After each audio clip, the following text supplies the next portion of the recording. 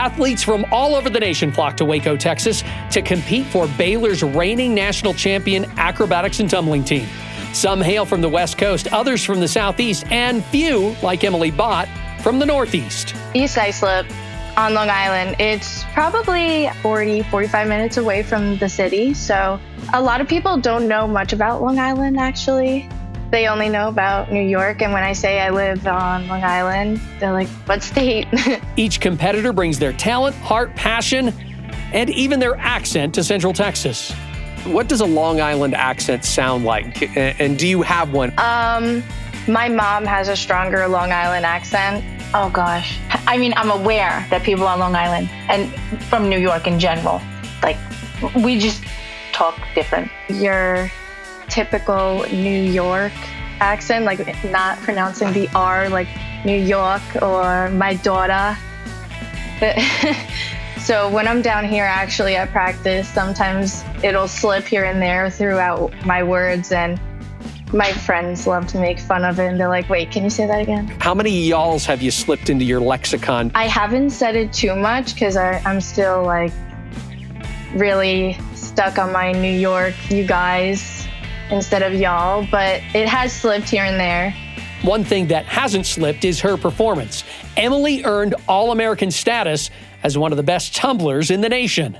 So you'll see her do a whip, 3 whips in 2 full and a half, making it look easy. You would never guess she has a titanium rod in her back. Does everyone on the team know about your story? I think most of them do. I think some don't. This is the Big Stories Podcast, where we tell the amazing and inspiring stories from across the Big 12 Conference. I'm your host, Cleon Wall, and I think it's time we give Emily Bott the Big Stories treatment. But to truly understand Emily Bott's rise in collegiate tumbling at Baylor, we need to go back to when she was bursting with energy as Christine Bott's only child. She loved to be dirty, outside, playing, just active. She just never wanted to sit down and watch a movie, which she does love to do now, but she just loved to be active. Christine wanted Emily to connect with other kids, so she enrolled her in a local preschool. It was just very small, little tiny school near us. That wasn't enough. And then we put her in soccer. That wasn't enough. And I'm like, let's just try gymnastics. When she saw everything in the gymnastics gym, she was not paying attention. She wanted to be on the trampoline. And then when it came her time to be on the trampoline, she didn't want to get off the trampoline. She just wanted to do what she wanted to do. And what she seemed to just want to do was tumbling. So I started cheerleading when I was 5 years old. Emily joined a youth cheer league, which was taught by high school cheerleaders. It was a big deal at 5. They were like, Emily could do a back walkover. She had never learned any of that. One of the girls on the coaching staff put her hand out and said, oh, Emily, let me try this. And she just did it, and she did a back walkover. We were like, I don't know where she got that from. Me and my husband are just regular. He played sports in high school. I was in the marching band on the kick line. Like, you know, it was fun, but it was nothing like what these kids are doing. I would always love to tumble, and I would always just get in the gym and work as much as I can. I just loved the sport as soon as I started. I just fell in love with it instantly. One day I was in elementary school, and, you know, they do those scoliosis tests, and I went and I got it done, and I had no idea. And I was the only one who got a letter back in my whole entire class that was like, oh, like, you have scoliosis, like, you should get it checked. I remember being so like, is there something wrong with me? We take her to the doctor, and the doctor was doing the physical, and they bend them over and they look up their spine. And she was like, oh my goodness, what happened to her back? Well, she's like, she's got a huge lump. And then when she showed me, I was devastated, because I'm like, how do I not notice that?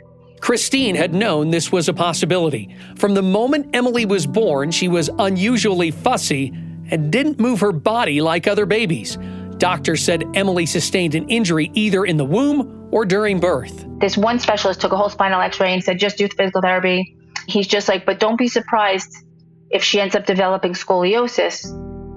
because of the way her muscles were so tense on one side, which when you talk to people about that, how do you know? Like, it sounds silly. Like, I kind of just disregarded it because then it went for years and she never complained about her back. But now Christine could see the visible lump on Emily's back. An X-ray confirmed what she feared.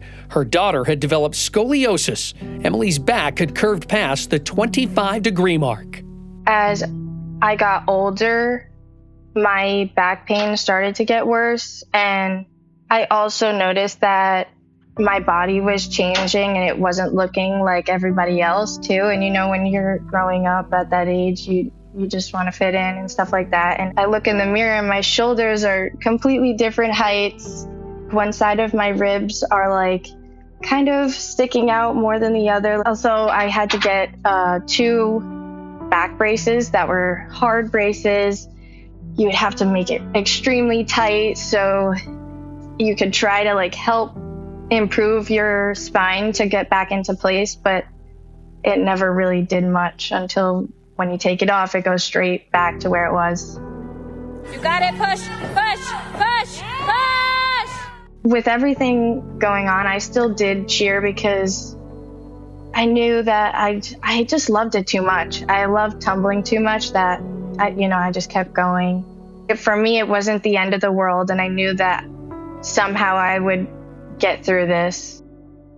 I would say at about 13, she didn't wear the brace for a good maybe 4 months because it hurt her. At some point you realize, okay, if this kid's ultimately going to have surgery anyway, I wasn't going to make her wear that brace. It was around 8th grade when we started thinking about the surgery. I wanted to wait until after college because I didn't want to, you don't know if you're going to have this surgery and be able to tumble afterwards.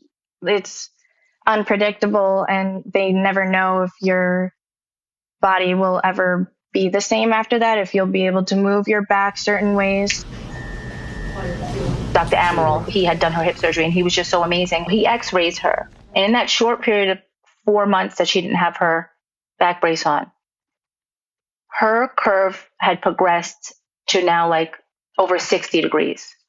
He saw that my spine started to curve into my lungs and it was pushing against my lungs, which was, preventing me from really fully expanding that one lung. And then it was also twisting. And he said, you kind of need the surgery now. The surgeon told Christine that Emily's curve did not extend through her lower back, or what's known as the L portion of the spine. And he had said, as long as we could stay out of the L's, she will still have her full flexibility in her lower spine. And I believe that her outcome would be better. So that was definitely very scary. But in 9th grade, I got the surgery and it was painful and it was a struggle.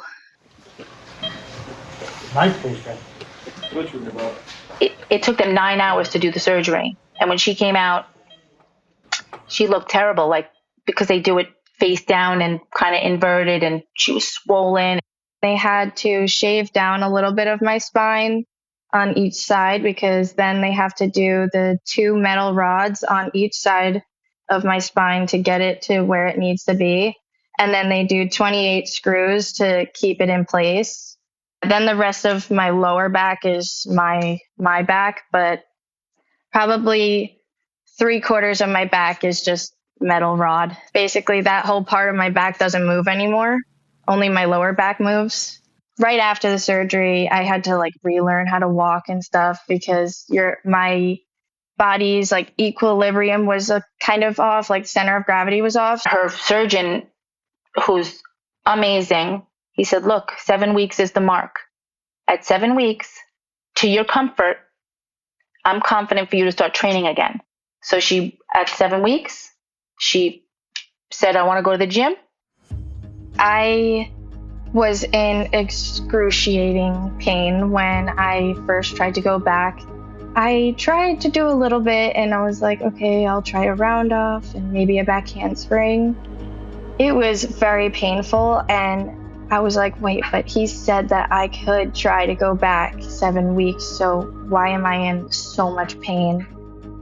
And I started to doubt myself because it's like, I don't know if I'll be able to get back to where I was, because with all of this pain, what if this pain is staying? What if this pain never goes away? She didn't want to train in front of people. I go into the gym and people will look at you, and if they don't know that you had surgery, they'll have like expectations of what you should be doing and how your tumbling should look. Sometimes I would get like self-conscious, like I hope no one's watching right now, because I'm just trying to, get back into the groove of things. She was always the kid who, she didn't like to mess up. And she did mess up a lot, and that happened.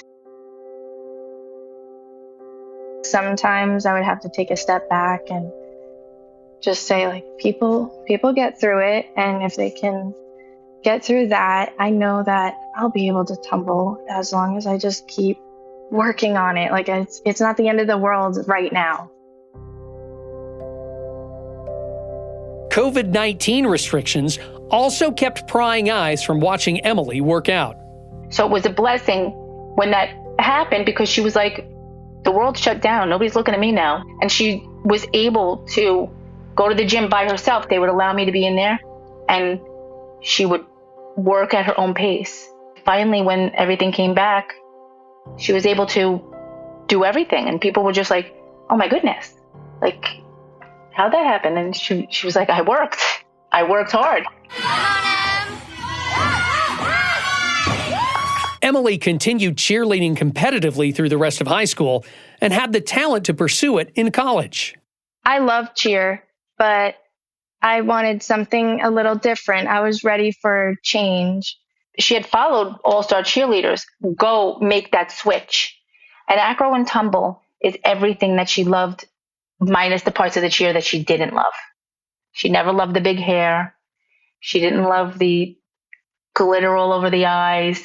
Celebrity cheerleaders, Kiara Nolan, who used to come here at Baylor, she did cheer first and then went to acrobatics. And I was like, this is fate. And I loved how competitive it was. It was, you got treated as a sport, like a real sport. LIU and Iona, they all have programs now. That's all 20, 30 minutes from my house. But she had already said, nope, I want to go to Baylor. I want to be in Texas.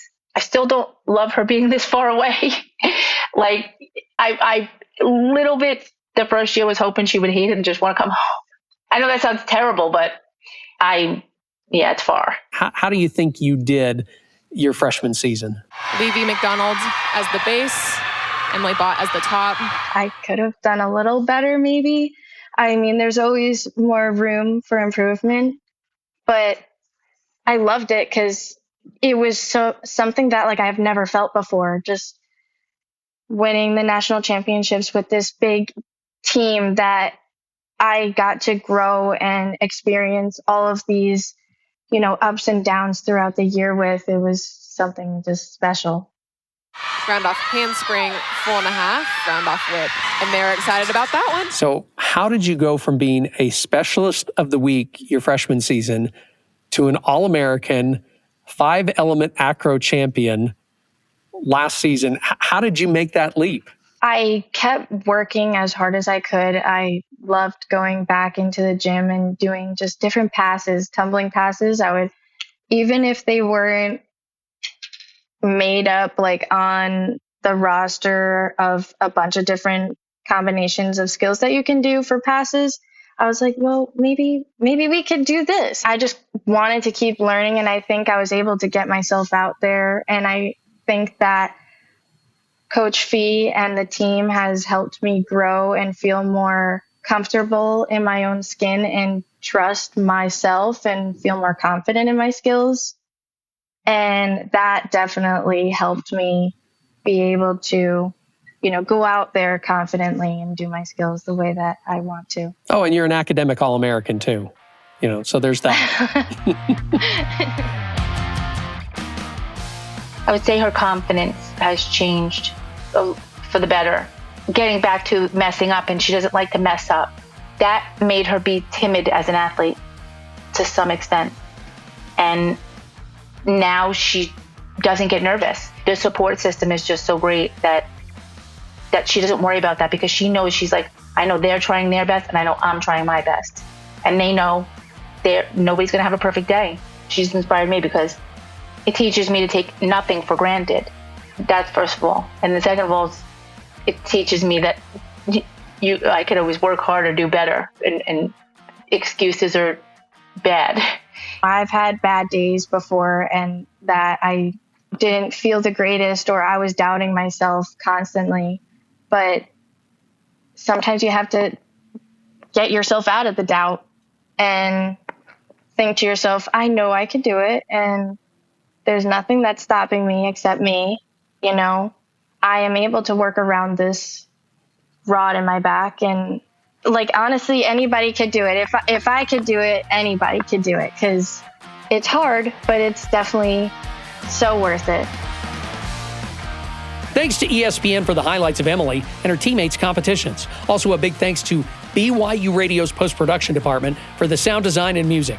I'm Cleon Wall of Big Stories. We'll be back soon with more inspiring, uplifting, and amazing tales from around the Big 12. And make sure you check out BYUTV's Big Stories by logging on to BYUSN.com. The Big Stories podcast is a production of BYU Radio.